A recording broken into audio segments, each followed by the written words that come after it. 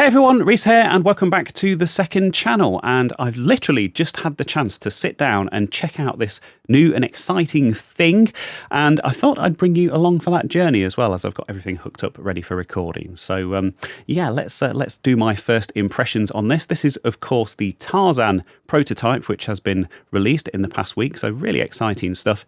And I should just say before we dive into this that I wanted to check this out on my Atari 2600 Plus.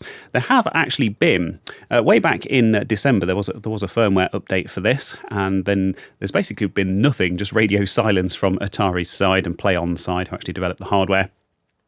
And yeah, as predicted by me at the time, the community have taken matters into their own hands, and there has actually been experimental updates based on that beta firmware, which update the actual emulator code itself and the cartridge dumper code built into the 2600 Plus. Loads of cool stuff added, and I just kind of wanted to put that information out there. This will be a separate video where I test that. But yeah, the reason I couldn't use that for this video is because I don't have my Harmony cart with me here at the studio. I think I've left it at home, or it's buried somewhere under all the junk. So I'm going to be testing this on my Mister system here, but hey, you know, this actually works in emulators and all the other stuff, so no problems at all there. And that is thanks in part to the people that have actually preserved this over at the Video Game History Foundation. So there's a whole article over here, and I will link this if you haven't seen this, but there's a whole article over on their website all about how this game was first announced at CES way back in 1983, and you know, how it's a kind of a rare movie tie-in for the time. And it's actually quite a technically proficient and complex game, as we'll see. It's got multiple screens to it, and it's got platforming elements and all sorts of stuff. So yeah, it was initially announced as a ColecoVision release at the 1983 Winter Consumer Electronics Show held in Las Vegas, with a 2600 port announced later that year during the summer CES for a November release. The date slipped, and then of course there was the whole 1983 business that I won't get into because it's all hotly disputed. But essentially, Atari weren't going through the greatest of times financially at the time. But yeah, this has been preserved, and not only has it been preserved, but the way that the cartridge was actually originally designed is that it used a weird and unique bank switching technique to get all of the actual code loaded into the 2600.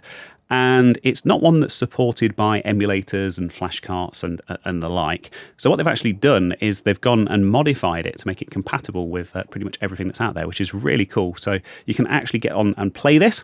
They have released it on archive.org. You can go there and download that. Of course, I'll link to that as well down in the description. So there's the original version, just completely untouched, bit for bit direct copy of that original prototype cartridge, and there is the modified version that you can run in your emulator or indeed on Mister. And it does indeed work because I have it up and running here in front of me. So we'll just switch back to this. And there we go. This is the wonderful Mister core. This is running in the Atari 7800 core, which is kind of the official way to play Atari 2600 games on the Mister. And like I say, I literally just copied this over. I've kind of had a wander around on the first and the second screen just to make sure that it's working, but I haven't got any further than that. So I thought I would bring you along on this journey. So without any further ado, let's get this unpaused and see where we are. And the first thing you'll probably notice is the music. This has some really amazing music in it for the 2600, especially considering the complexity of the rest of the game. So I'll just shut up for a second.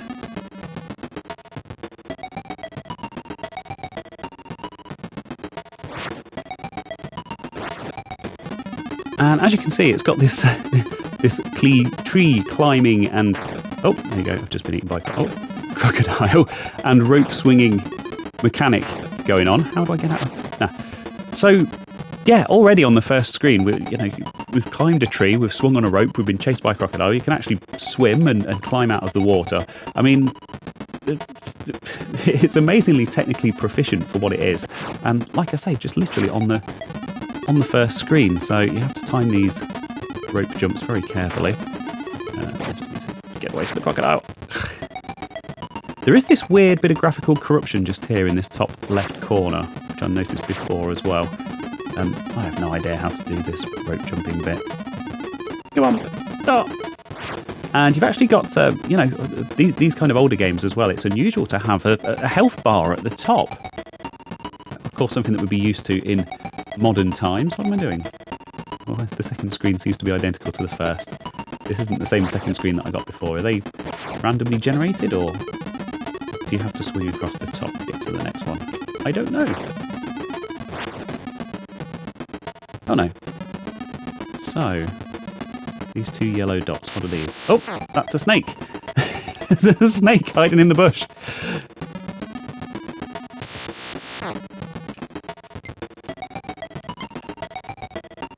Go away. Ow!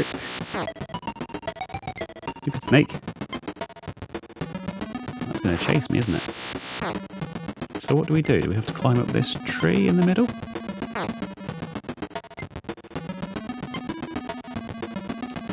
Oh yeah.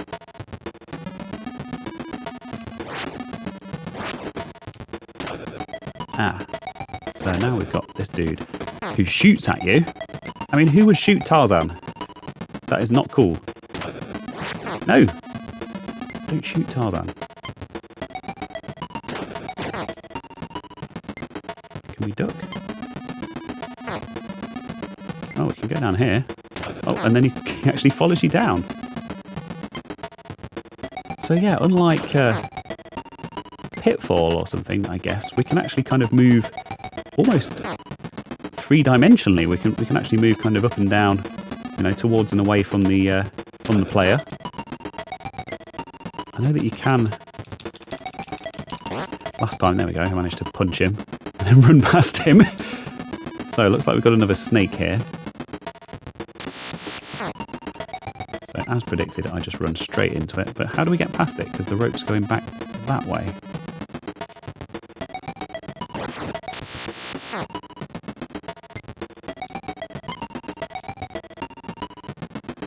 And we're back to this screen. So, yeah, just the kind of the gameplay in this game, just the varied gameplay. It's just incredible, really, for the Atari 2600. I mean, I appreciate it probably doesn't look like much if you're not used to the system specifically, but yeah. If this had actually been released in 1983 for Christmas as planned, I think people would have found this very impressive. Oh, what's that? Some kind of ape. Ah! With a backpack. Go away, don't! Just smack me in the head! Go away! Am I dead? I think I'm dead. Oh, what have I done there?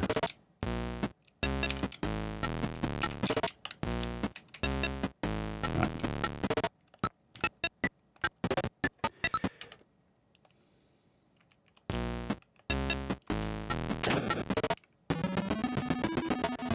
So the starting screen, I've just restarted the game there, and that... Is the starting screen random then? Because I must admit, I did have a quick go on this just before I started recording. And I actually started on different... Yeah, so now we're back to the giant bug-like ape thing. Can we outrun it? Come on!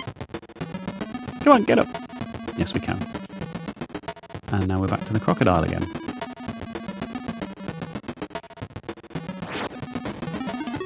I'm determined to work out how to time these rope jumps.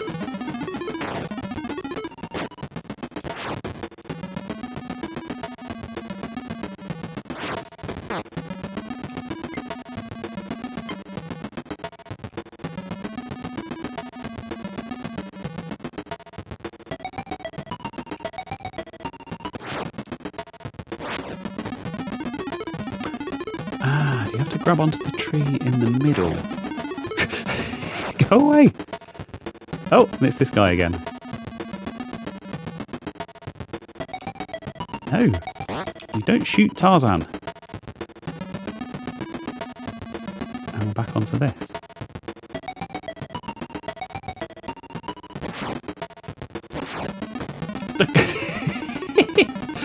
Oh dear. Oh, okay. See, we've got some slightly different shading effects in the trees now, and we've got this hedge at the bottom. Just punch that guy again. Oh.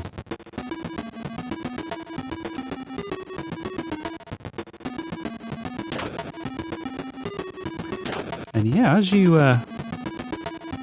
move around the level and climb up the trees and things, he actually shoots at you, so he shoots upwards and stuff. Can we... Not sure where I'm supposed to go here.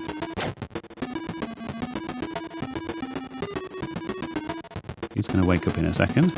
No. Go away.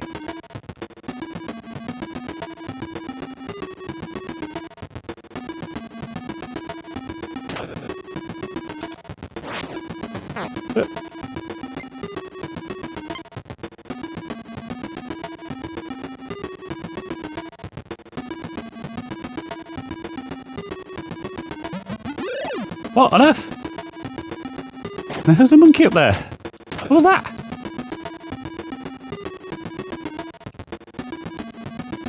But yeah, that shading in the background. Obviously, we've got that kind of pink and blue gradient on the sky, and obviously on a kind of okay, yeah, on a like a CRT TV, maybe a slightly poorer quality RF signal.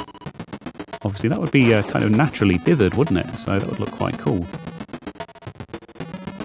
Not this perfectly crisp, clear digital signal that we have here. So I've never played the ColecoVision version of this, so I'm not sure how it compares. I'm not sure how complete this version is compared to that version. Monkey Man back again.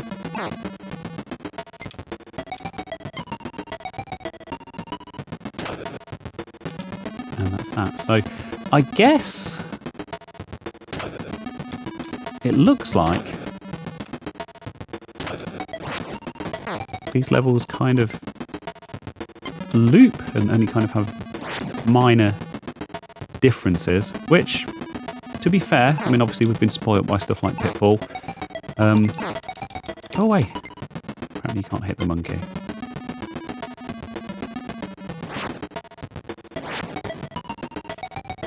Oh, this is new. Okay. So we've got another one of those monkey things. And this time it's... Is that a cage? I mean, that's not really threatening at all, is it? Or am I supposed to go up there? Okay, I think I'm supposed to go up there. Ah, and I bet the goal is to get to that rope in the middle. So how do we do that?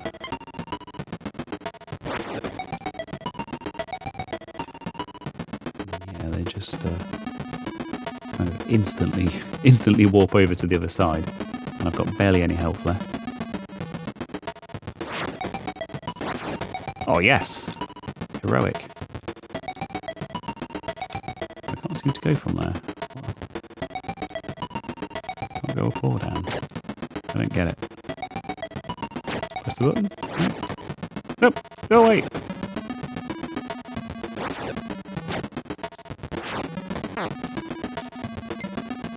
Yeah, of course, this was a prototype, so I'm not quite sure how complete it was, or indeed how completable the game is. A little longer than a few minutes later.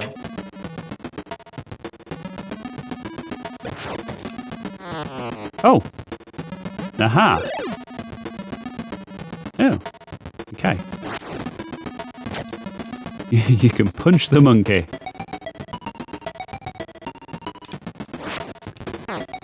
So, do we have to beat up these monkeys before we can continue?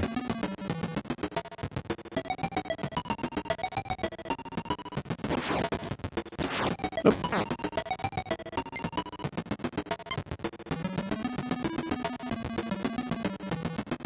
Can't beat attacking random wildlife, can you? It's always a good moral message for a game.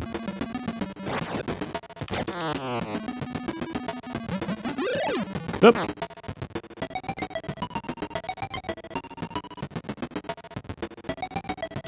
Now, I'm not all that familiar with the story of Tarzan, I must say, but I'm sure I remember him kind of living more in harmony with nature and not beating up random animals.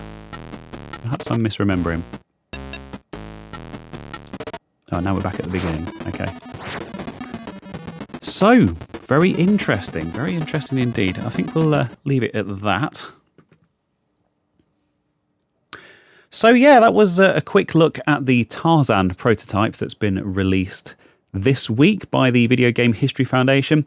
And yeah, it's looking really cool. I'm going to have a bit more of a play with this, and I'll probably have a bit more of a thorough look at it. But I thought I'd bring you along for my first impressions. Of course, this is running on the Mister, and it's not a proper Atari joystick, so there's only so much of an impression that I can get from this. But yeah, I mean, really advanced for its day. I mean, obviously it's no Super Mario Brothers, but by the Atari 2600 standards, I'm quite impressed with that.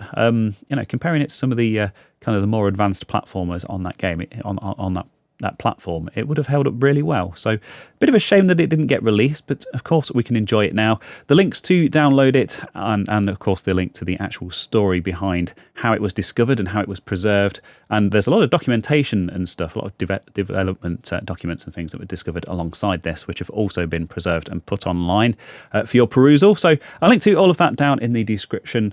Thank you ever so much for watching, and yeah, interesting stuff. I'll be doing a video on the 2600 Plus, that third-party firmware at some point in the near future on this channel. So don't forget to subscribe to the channel. And indeed, don't forget to go and check out my main channel, Control Alt Reese. So I shall see you next time.